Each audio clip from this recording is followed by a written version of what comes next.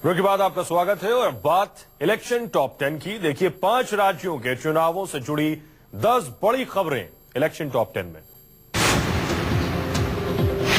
SP में संग्राम पर मुलायम सिंह का यू टर्न, कहा अखिलेश ही होंगे यूपी के अगले मुख्यमंत्री। पार्टी एक है, जल्द शुरू करूंगा चुनाव प्रचार। अभी तक मुलायम सिंह ये कहते रहे हैं कि चुनाव बाद विधायक ही मुख्यमंत्री का चयन करेंगे।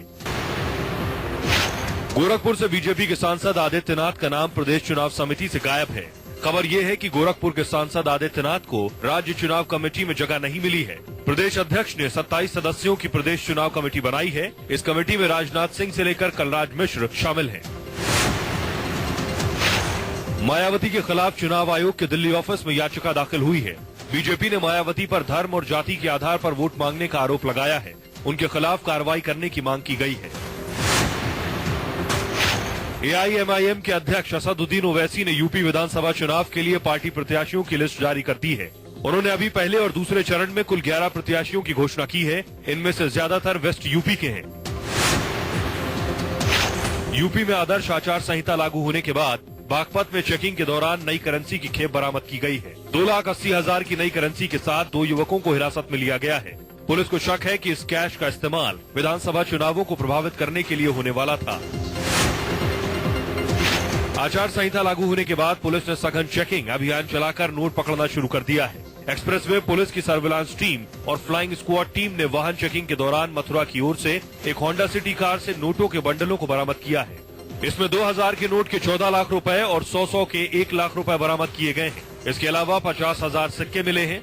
पुलिस अब आरोपियों से पूछताछ कर आगे की जाँच कर रही है। बीजेपी सांसद साक्षी महाराज को चुनाव आयोग ने नोटिस भेजा है। चुनाव आयोग ने विवादित बयान पर 11 जनवरी तक अपना जवाब देने को कहा है। साक्षी महाराज ने कुछ दिन पहले ही एक समुदाय वर्ग पर निशाना साधा था, जिसमें उन्होंने 4 बीवियां और 40 बच्चों की बात कही थी। 4 बीवी 40 बच्चे चलने का समय नहीं रहा।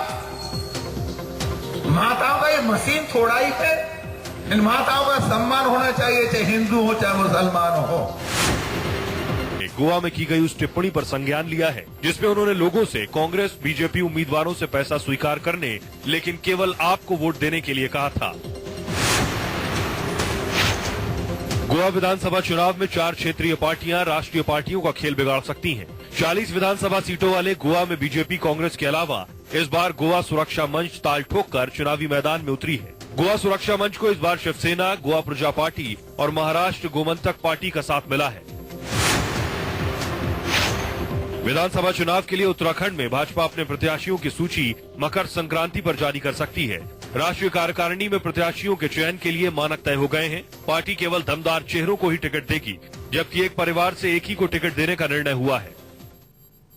तो ये थी 5 राज्यों में होने वाले चुनाव की 10 बड़ी खबरें। एक ब्रेक के लिए रुक रहे हैं।